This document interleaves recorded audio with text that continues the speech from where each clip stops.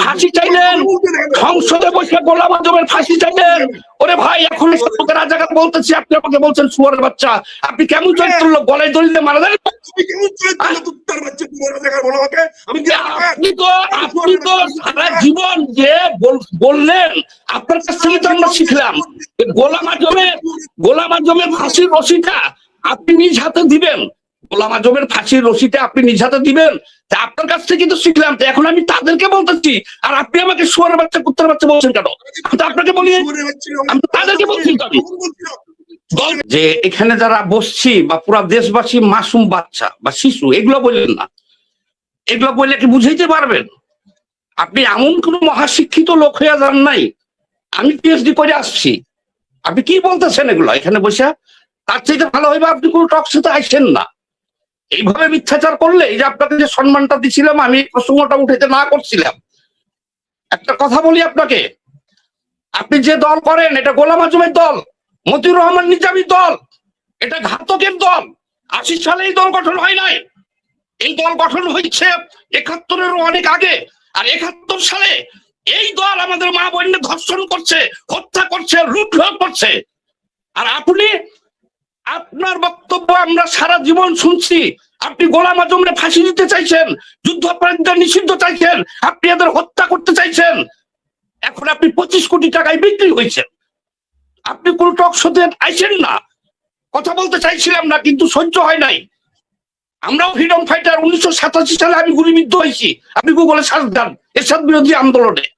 আওয়ামী লীগ বিএনপিতে গেলে এমপি থাকতাম অনেক আগেই। আপনি যে কথাগুলো বললেন, আমি একটা কথা বলি আপনাকে, শোনেন। আমরা সুন্নি মুসলমান, আমরা সুন্নি মুসলমান, সুন্নির ঘরে জন্ম হয়েছে আমার, আমি সুন্নি, সুন্নির পতাকা আমি ধরে রাখছি। জামাত যারা করে, তাদের সন্তান নাতির প্রতি তারা সব জামাতি, তারা সব রাজাকার। কারণ তারা আমাদের সাথে লড়াই করতেছে। আগে ছিল রাজাকার ধরেন 10 লাখ, এখন হয়েছে 2 কোটি। সুন্নি আগে ছিল ধরেন 5 কোটি, এখন হয়েছে 50 কোটি। এই 50 কোটি আমরা সুন্নি, আর এখন যারা জামাত করে সব রাজাকার।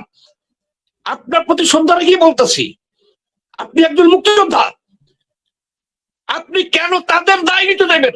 আপনি আপনার কথা বলেন। আমরা তো চিনি না ভাই, কারা আমার মাকে ধর্ষণ করছে, বোনকে ধর্ষণ করছে, কারা আমার চাচাকে হত্যা করছে, আমরা তো চিনি। আপনি এগুলো বলবেন কেন? আর আপনি তো সারা জীবন এদেরকে হত্যা করতে চাইছেন, গোলাম আজমের গলায় নিজে রশি লাগাইতে চাইছেন, জানেন আপনি? তাহলে আপনি এখন কিভাবে মিথ্যাচার করেন? আপনাকে আমি স্পষ্ট বলি, শোনেন, শুনুন ভাই উনাকে যদি আপনি যদি আপনি মুক্তিযোদ্ধা না হইতেন ভাই, শুনেন, এদেশে অনেক লোক আছে, যদি তারা জয়েন করতো জামাতে, কেউ কিছু বলতো না। আপনি নিজেও জানেন না, যারা এই দেশের মুক্তিযোদ্ধা, এরা এই 2 কোটি রাজাকার বাদে এই 18 কোটি মানুষের শ্রদ্ধার পাত্র এবং এদের অ্যাসেট মনে করে তারা। এই কারণে আপনি গেছেন, পুরা দেশ নড়চড় করতেছে, পুরা দেশ নড়চড় করতেছে। আপনি বীর মুক্তিযোদ্ধা ছাড়া সারা দেশে আপনার পরিচয় যে আছে, এইটা ছাড়া হাজার হাজার লোক জামাতে যাক, কেউ কথা বলবে না। কিন্তু আপনি মুক্তিযুদ্ধের সপক্ষের শক্তির, আপনি আসেন, ওই রাস্তায় একটা লোক বিষ খাইলে আমার কিছু আসে যায় না, কিন্তু আমি আমার আপনজন যদি বিষ খাই, তখন আমি এটা নিয়ে ছুটাছুটি করবো, চিকিৎসা করবো, মাথা ব্যথা কারণ হবে। আপনি যখন গেছেন, আপনাকে বুঝতে হবে যে সারা দেশের মানুষ আপনাকে নিয়ে মাথা ব্যথা করতেছে। কেন আপনি ওদেরকে বাঁচানোর জন্য কেন আপনি মিথ্যাচার করবেন? এগুলো বলবেন কেন আপনি? আমরা কি দুধ ভাত খাই? আপনি কি বলছেন যে ৮০ সালে এই দল গঠন হয়েছে, এটাতে আমরা আছি? রাজাকার, তার 14 জেনারেশন রাজাকার, তারা সবাই একই অপরাধী হবে। কেন হবে না? তারা আমাদের সাথে লড়াই করতেছে তাদের ওই আদর্শ বাস্তবায়নের জন্য। এটা আপনি আমাদের চেয়ে অনেক ভালো বুঝেন, কিন্তু আপনি এইভাবে কাটছাট করে ধনফুন করে জাতিরে বুঝাইতে পারবেন না। আপনি পৌঁছে গেছেন, আপনার এই ভুলে, আপনি 90 রাজাকার, আপনি 90 রাজাকার, আপনার ভুলে আপনার ছেলে পেলে নাতি পুতি যারা আছে সামনের জেনারেশন, এই টাইটেলটাই থাকবে সবার। আপনি আমাকে ডাকলেন কেন? আপনি বলছেন সামাদ সাহেব, আমি কথা বলবো না, আপনি বলেন। সীমা অতিক্রম করেন না, ভদ্রভাবে কথা বলেন।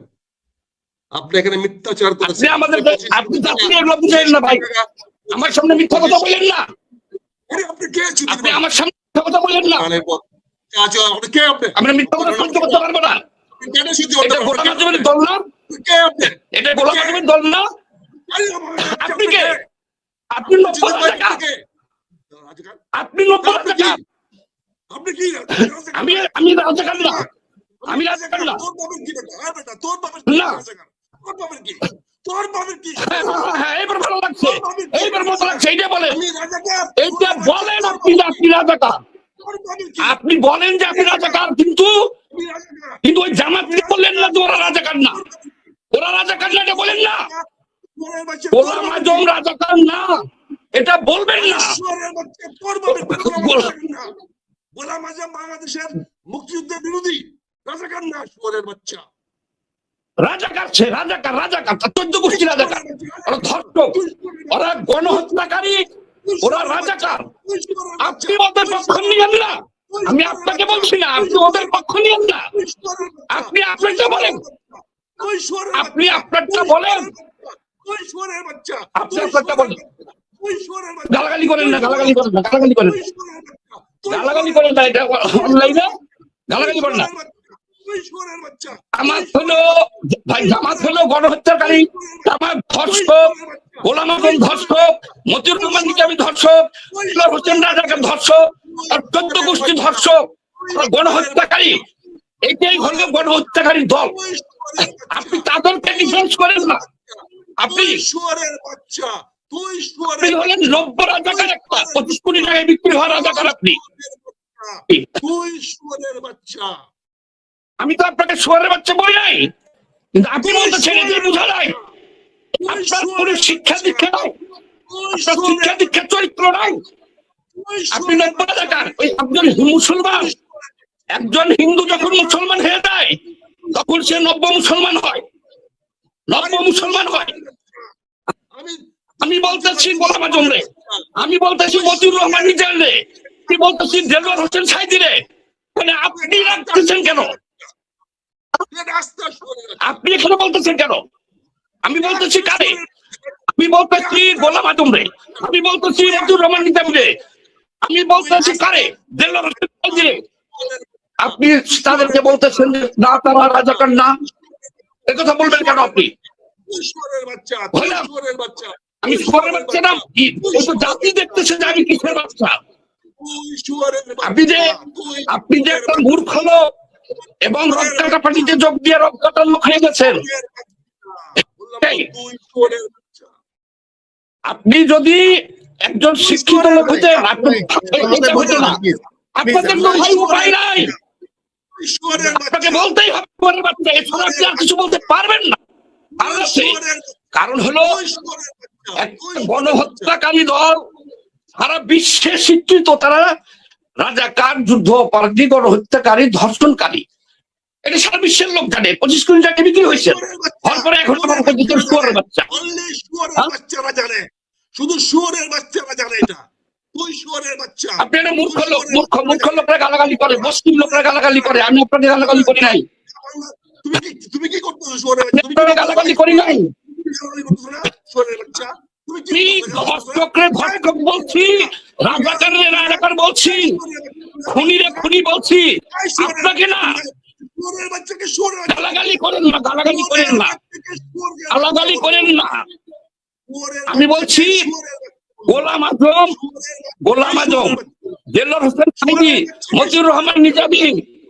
আপনি বলতেছেন 80 সালের জামাত সুযোগ দিচ্ছেন আপনি, 80 সালে, হ্যাঁ, 25 কোটি টাকায় বিক্রি। পারলে গলায় দড়ি দেন না। আপনি সারা জীবন গোলাম আজমের ফাঁসি চাইলেন, সংসদে বসে গোলাম আজমের ফাঁসি চাইলেন। ওরে ভাই, এখন লোকের রাজাকার বলতেছি, আপনি আমাকে বলছেন শুয়োরের বাচ্চা। আপনি কেমন চরিত্র লোক, গলায় দড়ি দিয়ে মারা দেন?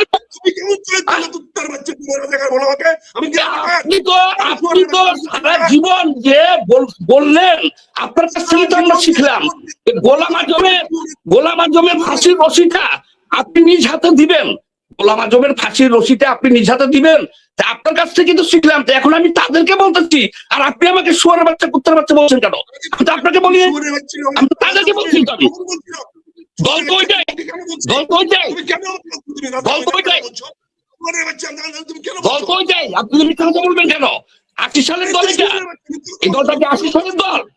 এই দলটা হলো 1971 সালে যারা গণহত্যা করেছে, ধর্ষণ করেছে, লুণ্ঠন করেছে, অর্থাৎ পাকিস্তান আর্মি যা করেছে তারাই যা করছে, এটা সেই দল, এটা এটা সেই দল, এটা সেই দল, এই সেই দল। অবশ্যই আমার ব্যাপার আছে, অবশ্যই আছে, যুদ্ধ অপরাধের বিচার চলছে, অবশ্যই আছে। এবং মানে আমরা মরে যাব, আমাদের পরের প্রজন্ম তারাও এদেরকে এই গালি দিবে। এটা একটা ঘৃণিত গালি, রাজাকারটা ঘৃণিত গালি। আপনি শুয়ারের বাচ্চা বললে গায়ে লাগে না, কুত্তার বাচ্চা বললে গায়ে লাগে না। আর দেখেন রাজাকার বলছি, আপনি বাস্ট হয়ে গেছেন, এই গালি চলবে অনন্তকাল। আমার ছেলে পেলেরাও দিবে, আপনার ছেলে পেলেরা এই গালি খাবে, আপনি সহ্য করতে পারবেন না। আপনি নব্য রাজাকার নাম রাখিয়েছেন, আপনি নব্য রাজাকার। আমাদেরকে কোনো